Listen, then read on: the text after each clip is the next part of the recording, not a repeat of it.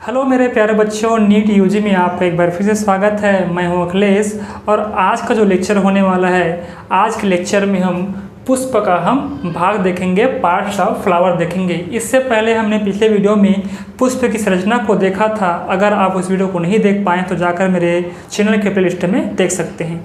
आइए समझते हैं कि पुष्प के कौन कौन से भाग हैं, इनके बारे में विस्तार से पढ़ते हैं। सबसे पहले समझते हैं कि पुष्प क्या है। जैसा कि मैंने आपको बताया था कि पुष्प क्या होता है। पुष्प एक रूपांतरित प्रयोग होता है, एक मॉडिफाइड शूट होता है जो किसी भी आवृत्तिबीजी पादपों में क्या होता है, उसके लैंगिक इकाई के रूप में कार्य करता है। और जो पुष्प होते हैं वो किसी भी तने के या किसी भी पौधे के जो पुष्पासन होते हैं उनके चक्र के रूप में पाए जाते हैं। आइए समझते हैं कि पुष्प में मुख्यतः 4 चक्र होते हैं। उन 4 चक्रों के बारे में थोड़ा विस्तार से समझते हैं। जो प्रथम चक्र होता है उस चक्र को कहते हैं बाह्य दलपुंज। क्या कहते हैं उस चक्र को? बाह्य दलपुंज कहते हैं। इसे हम कैलिक्स भी कहते हैं। इस कैलिक्स की जो इकाई होती है वो बाह्य दल होती है, जिसको हम सेपल कहते हैं। क्या कहते हैं? सेपल कहते हैं, बाह्य दल कहते हैं। ये जो बाह्य दल होती है ये पुष्प की सबसे बाह्य चक्र में से एक होती है। क्या होती है? पुष्प की बाह्य चक्र होती है। कह सकते हैं कि जो बाह्यदल पुंज है, कैलिक्स है, ये बाह्यदल इसकी इकाई होती है। बहुत सारे बाह्यदल को मिलने से क्या होता है, बाह्यदल पुंज का निर्माण होता है। ये सबसे बाह्य चक्र होता है। कहाँ पर? पुष्पासन पर लगे होते हैं। दूसरा जो चक्र होता है उसको हम कहते हैं दलपुंज। क्या कहेंगे उस चक्र को? हम दलपुंज कहते हैं। इसे इंग्लिश में हम कोरोला कहते हैं। ये जो कोरोला होता है इसकी जो इकाई होती है ये दल होती है। दल को कभी कभी आप पंखुड़ी भी कहते हो। इसे हम पेटल्स भी कहते हैं। जो आपको रंग बिरंगे पुष्प दिखाई देते हैं वो पेटल्स ही होती हैं, दल होती हैं। ये क्या होती हैं? दूसरा चक्र होता है पुष्प का। ठीक है, आगे समझते हैं थर्ड। इसको हम कहते हैं पुमंग। पुमंग को इंग्लिश में कहते हैं एंड्रोसियम। क्या बोलेंगे भाई इसको? एंड्रोसियम कहेंगे।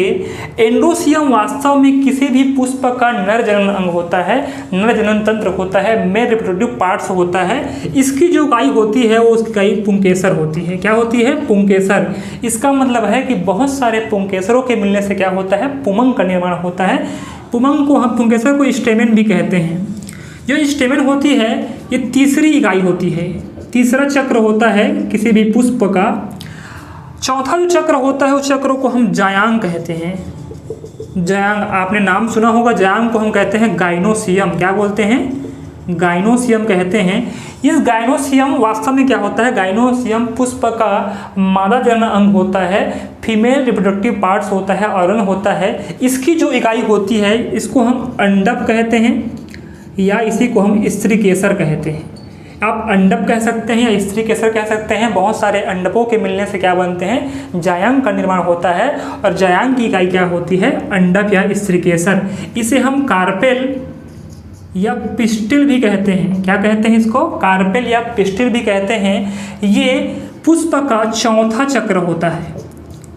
कैसा होता है? चौथा चक्र होता है। तो मुख्यतः इन्हीं चारों चक्रों के मिलने से क्या होता है, एक पुष्प का निर्माण होता है। जो किसी भी पुष्प के पुष्पासन वाले भाग पर, थैलेमस पार्ट पर चारों चक्र लगे होते हैं। इन चारों चक्रों के लगने से ही एक संपूर्ण पुष्प का निर्माण होता है। यहाँ पे बता दूं कि जिस पुष्प पर पुमंग और जायांग दोनों हैं, यानी कि मेल और फीमेल भाग दोनों पुष्प आ जाता है, उस पुष्प को हम कंप्लीट पुष्प कहते हैं, बाइसेक्सुअल पुष्प कहते हैं, जो कंप्लीट पुष्प होती है। ठीक है, आगे समझते हैं। एक नोट यहाँ डाल देता हूँ कि प्रथम और द्वितीय चक्र यानी कि आपके बाह्यदल पुंज और दलपुंज, यानी कि बाह्यदल और दल जो क्या होते हैं, ये जो सबसे बाह्य और दूसरा चक्र होता है, इस चक्रों को हम सहायक चक्र कहते हैं। क्या कहते हैं? सहायक चक्र कहते हैं। सहायक चक्र क्यों कहते हैं इसको? क्योंकि ये डायरेक्ट लैंगिक जनन में भाग नहीं लेते, सहायता करने का काम करते हैं। इसको हम बाह्यदल या दल कहते हैं। जो तीसरा और चौथा चक्र होता है जिसको हम पुंकेसर और अंडप कह रहे हैं, तीसरा जो चक्र क्या होता है, ये आवश्यक चक्र होता है। क्या होता है? ये आवश्यक चक्र होता है। कहने का मतलब है, या इसको हम जननिक चक्र कहते हैं। क्या कहते हैं? जननिक चक्र कहते हैं। ये 2 ही चक्र होते हैं जो लैंगिक जनन के समय मुख्य भूमिका निभाते हैं। तो ये जो जायांग और पुमंग हैं ये क्या है? ये आवश्यक चक्र होते हैं। आइए समझते हैं एक एक करके सबके बारे में। सबसे पहले हम समझने का प्रयास करेंगे कि ये बाह्यदल पुंज क्या है, बाह्यदल संरचना किस प्रकार से होती है। चलिए समझते हैं। जो बाह्यदल होता है ये किसी भी पुष्पासन का, अगर मैं एक पुष्पासन बनाऊँ इस प्रकार से, किसी भी पुष्पासन में सबसे बाहरी रूप में जो हमको दिखती है इसे हम बाह्यदल कहते हैं। क्या कहते हैं? बाह्यदल। तो पहले समझते हैं बाह्यदल पुंज। बाह्यदल पुंज इसे हम कैलिक्स कहते हैं। इसकी इकाई क्या होती है? बाह्यदल होती है, जिसके हम क्या कहते हैं भाई? इसे हम सेपल कहते हैं। ये जो सेपल होती है ये कैसी होती है? ये सेपल हरे रंग की होती है, हरे रंग की होती है, पत्ती के समान होती है। क्या होती है भाई? सबसे बाहरी की ओर जो इस प्रकार से ये हरे रंग की होती है इसे हम क्या कहते हैं? बाह्यदल कहते हैं या सेपल कहते हैं, जो हरे रंग की होती है, पत्ती के समान होती है। जब पुष्प कलिका अवस्था में होती है, किस अवस्था में होती है? कलिका अवस्था में होती है, तो फूल को क्या करती है? सुरक्षा देने का कार्य करती है। ये जो बाह्यदल है ना, सेपल है, क्या करता है? जब कलिका अवस्था में होती है, कोई भी एक फूल होता है, पुष्प होता है, उसको सुरक्षा देने का भी कार्य करती है। दूसरी बात, ये जो बाह्यदल होते हैं वो दो प्रकार के होते हैं। एक को कहते हैं संयुक्त बाह्यदल। क्या कहेंगे भाई? एक को कहते हैं संयुक्त बाह्यदल, दूसरे को कहते हैं मुक्त बाह्यदल। मुक्त या बोल सकते हो पृथक बाह्यदल। कहने का अर्थ क्या है कि अगर इस पुष्पासन पर जो संयुक्त बाह्यदल है, अगर पुष्पासन पर जो बाह्यदल होता है आपस में जुड़े हुए हों, क्या हों? आपस में जुड़े हुए हों, उसे हम क्या कहते हैं? संयुक्त बाह्यदल कहते हैं। और अगर ये आपस में जुड़े नहीं हैं, पृथक पृथक हैं या मुक्त हैं, इसे हम कहेंगे मुक्त या पृथक बाह्यदल कहते हैं। इस प्रकार हमने देखा कि जो सबसे बाह्य चक्र होता है इसे हम क्या कहते हैं? बाह्यदल कहते हैं, सेपल कहते हैं। ये हरे रंग की होती है, पुष्प कलिकाओं को रक्षा करने का कार्य करती है। आइए हम नेक्स्ट पढ़ते हैं इसके बारे में। दूसरा जो चक्र है उस चक्र को हम कहते हैं दलपुंज। क्या कहते हैं? दलपुंज कहते हैं, कोरोला कहते हैं। दलपुंज देखते हैं कि दलपुंज क्या है, जिसे हम कोरोला कहते हैं। इस कोरोला की इकाई क्या होती है? इस कोरोला की इकाई होती है दल, जिसे आप पंखुड़ी कहते हो। दल या पंखुड़ी, इसी को हम पेटल्स कहते हैं। क्या कहते हैं? पेटल्स। कुछ इस प्रकार से ये क्या होते हैं भाई? ये होते हैं पेटल्स, जो काफ़ी रंगीन होते हैं, रंग बिरंगे चमकदार होते हैं। इसे हम पेटल्स कहते हैं, पंखुड़ी कहते हैं। आप अगर एक पुष्प देखते हैं और पुष्प में जो कलरफुल भाग होता है उस भाग को हम क्या कहेंगे? दल कहते हैं। ठीक है, आइए समझते हैं इसकी क्या विशेषता होती है। सबसे पहली बात, ये दूसरा चक्र होता है, दूसरा चक्र होता है पुष्प का। दूसरी बात, ये चमकदार होता है। कैसा होता है? चमकदार होता है, रंगीन होता है। तीसरी बात जो होती है, ये कीटों को अपनी ओर आकर्षित करके परागण की क्रिया को संपन्न कराती है। जी हाँ, जो पुष्प के जो रंगीन भाग होते हैं वो रंगीन भाग पुष्प के लैंगिक भंग होते हैं, जो किसी भी कीट को अपनी ओर आकर्षित करने का काम करते हैं। और यहाँ पर क्या होगा? कीट का परागण होगा, कीट परागण की क्रिया होगी। ठीक है, ये दूसरा चक्र होता है। ये भी कैसे होते हैं? दो प्रकार के होते हैं। अगर इनके जो पंखुड़ी हैं आपस में जुड़े हुए हैं, इसे हम कहेंगे संयुक्त दल। क्या कहेंगे भाई? अगर इनकी जो पंखुड़ियाँ हैं, सेपल्स हैं, पेटल्स हैं, आपस में जुड़े हुए हैं, इसे हम संयुक्त दल कहते हैं। अगर ये दोनों, ये जो क्या बोलते हैं कि दल होते हैं, पेटल्स होते हैं, अलग अलग हैं, मुक्त अवस्था में होते हैं, इसे हम क्या कहेंगे? इसको हम मुक्त या पृथक दल कहते हैं। ठीक है, तो इस प्रकार हमने देखा कि जो पुष्प के जो दूसरा चक्र होता है उसको दल कहते हैं, पेटल्स कहते हैं, जो रंगीन होती है, चमकदार होती हैं, कीटों को अपनी ओर आकर्षित करने का कार्य करती हैं। थर्ड जो चक्र है उस चक्र को हम कहते हैं पुमंग। जो पुमंग होता है इसे हम एंडोसियम भी कहते हैं। ये जो एंडोसियम होता है ये क्या काम करता है? थर्ड जो चक्र है इसको हम पुमंग कहते हैं। क्या कहेंगे भाई? पुमंग। पुमंग को हम कहते हैं एंड्रोसियम। पुमंग की जो इकाई होती है उसको हम पुंकेसर कहते हैं। क्या कहेंगे? पुंकेसर या स्टेमन कहते हैं। आइए देखते हैं कहाँ पे होता है ये। कुछ प्रकार से ये इस प्रकार से लगा होता है। इसे हम क्या कहेंगे भाई? इसे हम कहते हैं पुंकेसर। ये जो पुंकेसर होते हैं ये पुष्प के नर भाग होते हैं। बहुत सारे पुंकेसरों के मिलने से क्या होते हैं? ये पुमंग करते हैं। हम कह सकते हैं कि पुष्प का ये क्या है भाई? पुष्प का नरजनन अंग होता है। और ये कैसे होते हैं? आवश्यक चक्र में गिनाए जाते हैं। आवश्यक चक्र में गिनाए जाते हैं। मुख्यतः आइए समझते हैं कि जो पुंकेसर होते हैं, पुंकेसर की दो भाग होते हैं। पुंकेसर के दो मुख्य भाग होते हैं। पहला जो भाग है उस भाग को कहते हैं परागकोश। क्या कहेंगे भाई?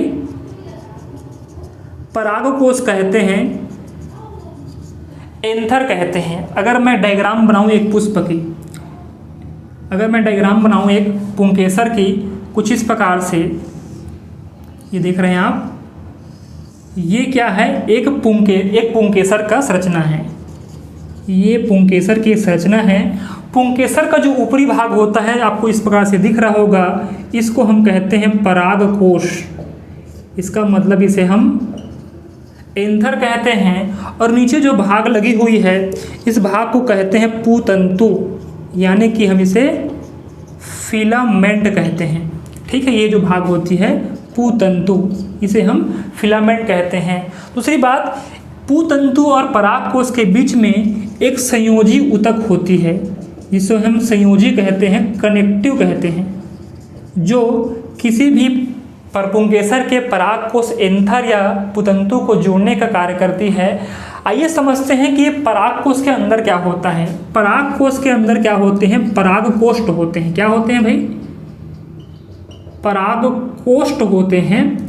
ठीक है, कुछ लोब्स होते हैं, इसको हम लघु बीजाणुधानी भी कहते हैं। क्या कहते हैं? लघु बीजाणुधानी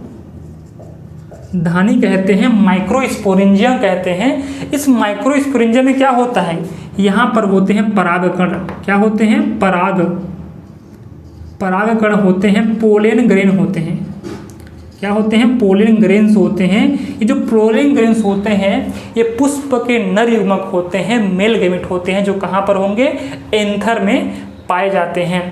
आइए पुंकेसरों के बारे में कुछ समझते हैं। कुछ टर्मिनोलॉजी है। एंड्रोसियम की जो इकाई होती है उसे हम पुंकेसर कहते हैं। पुंकेसर के बारे में कुछ जो टर्म्स है इसको पढ़ते हैं, जो एग्जाम के पॉइंट ऑफ व्यू से बहुत इंपॉर्टेंट है। पहला जो टर्म है वो टर्म है एपीपेटलस। किसे कहेंगे? Epipetalous condition.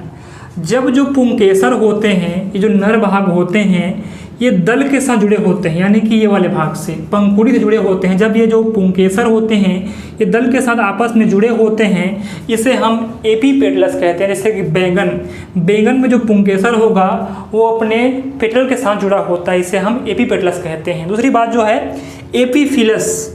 जब यही पुंकेसर बाह्यदल से, इसका मतलब ये है कि ये जो पुंकेसर आपको दिख रहा है, अगर इस बाह्यदल से, हरे वाले भाग से, सेपल से जाकर जुड़ जाए तो इसे हम क्या कहेंगे? इसे हम कहते हैं एपीफिलस। जब पुंकेसर बाह्यदल के साथ जुड़ता है उसे क्या कहते हैं? एपीफिलस कहते हैं। जैसे कि लिली के जो प्लांट्स होते हैं उसमें जो पुंकेसर होगा कुछ इस अवस्था में होता है कि वे पुंकेसर बाह्यदल के साथ जुड़े होते हैं, सेपल के साथ जुड़े होते हैं। एक और चीज़ है, इसको कहते हैं स्टेमिनाइड, जो बहुत ही इंपॉर्टेंट है। स्टेमिनाइड किसे कहेंगे? स्टेमिनाइड ऐसे पुंकेसर जिनमें जनन क्षमता नहीं होती है। मैं बता रहा हूँ आपको कि ऐसे पुंकेसर जिनमें जनन करने की क्षमता नहीं होती है, रिप्रोडक्शन करने की क्षमता नहीं होती है, उसे हम बंद प्रकार का पुंकेसर कहते हैं। और बंद प्रकार के पुंकेसर को हम स्टेमिनाइड कहते हैं। क्या कहेंगे भाई? स्टेमिनाइड कहेंगे। उसके अलावा कुछ और बातें हैं, जैसे कि पुंकेसर के अलग अलग प्रकार होते हैं। पहले प्रकार को पढ़ते हैं एक संघी पुंकेसर। क्या कहेंगे भाई? एक संघी पुंकेसर। एक संघी पुंकेसर किसे कहेंगे? ऐसे पुंकेसर जो एक गुच्छे या ऐसे पुंकेसर जो एक गुच्छे या बंडल के रूप में हो तो उसे एक संघी, क्या कहेंगे, एक संघी पुंकेसर कहते हैं। जैसे इसका बेस्ट एग्जाम्पल है गुड़हल, जिसको आप चाइना रोज कहते हो। क्या कहते हो? चाइना रोज कहते हैं। इसका साइंटिफिक नेम क्या है? रोजा हिबिस्कस। ठीक है। गुड़हल का जो गुड़हल में जो पुष्प होता है उनमें जो पुंकेसर होता है वो कैसे होते हैं? एक गुच्छे के रूप में होते हैं, बंडल के रूप में होते हैं। ऐसे पुंकेसर को हम क्या कहेंगे? एक संघी पुंकेसर कहेंगे। दूसरा है द्विसंघी पुंकेसर। द्विसंघी पुंकेसर, इसका मतलब क्या है कि ऐसे पुंकेसर यानी कि स्टेमेन जो दो बंडलों में होते हैं, दो गुच्छों में होते हैं, उसे हम क्या कहेंगे? द्विसंघी पुंकेसर कहेंगे। जैसे मटर के पौधे में जो पी होता है ना, पाइसम सटाइवम, ये मटर के जो पौधे होते हैं उनमें जो पुष्प होते हैं, उनके पुष्प में जो पुंकेसर होगा वो किस प्रकार से होगा? द्विसंघी पुंकेसर होगा। यानी कि दो बंडलों में, दो गुच्छों के रूप में क्या होते हैं? पुंकेसर पाए जाते हैं। थर्ड जो चीज़ है इसको बोलते हैं बहुसंघी पुंकेसर। क्या कहेंगे भाई? बहुसंघी पुंकेसर। इसका सिंपल सा मतलब है ऐसे पुंकेसर जो दो या दो से अधिक पुंकेसरों के बंडलों से बनते हैं। क्या कहलाएंगे भाई? बहुसंघी पुंकेसर कहलाएंगे। जैसे कि इसका बेस्ट एग्जाम्पल है सिट्रस। इसका मतलब क्या है? नींबू। जो नींबू के जो पुष्प होते हैं उसमें पुंकेसर किस प्रकार से होते हैं? बहुसंघी होते हैं। तो हमने देखा इस पुंकेसर एक संघी होते हैं अगर उसमें एक गुच्छा, एक बंडल हो, जैसे कि गुड़हल के पौधे में ऐसे देखा गया है। द्विसंघी पुंकेसर किसे कहेंगे? जैसे मटर के पौधे में होता है जो दो गुच्छों, दो बंडलों में इसका पुंकेसर होता है। और बहुसंघी पुंकेसर कैसे कहेंगे? जो दो से अधिक गुच्छों में हो, जैसे कि सिट्रस नींबू में देखा गया है। इस प्रकार से हमने देखा कि पुंकेसर रचना किस प्रकार से होती है। आगे समझते हैं हमारा जो नेक्स्ट चक्र है जिसको हम जायांग कहते हैं। क्या कहते हैं भाई? जायांग कहते हैं। जो जायांग होता है ये किसी भी पुष्प का मादा जनन भाग होता है। चौथा जो भाग है, चौथा जो चक्र है, इसे हम जायांग कहते हैं, गाइनोसियम कहते हैं। और गाइनोसियम की इकाई क्या होती है? अंडक।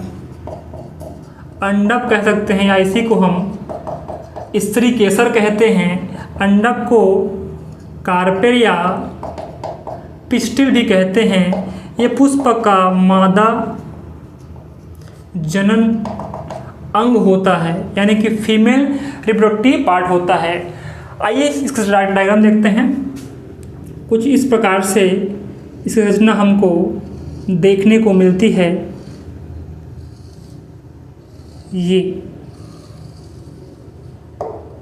ठीक है। ये क्या है? ये पूरा जायांग, ये पूरा अंडक है। इस अंडक के मुख्यतः कितने भाग होते हैं? तो देखिए, अंडक के मुख्यतः 3 भाग होते हैं। पहला भाग को कहते हैं वर्तिकाग्र। क्या कहेंगे भाई? वर्तिकाग्र, या इसी को हम स्टिग्मा कहते हैं। आइए समझते हैं कहाँ पर होता है। इसको मैं अलग बना देता हूँ इस प्रकार से।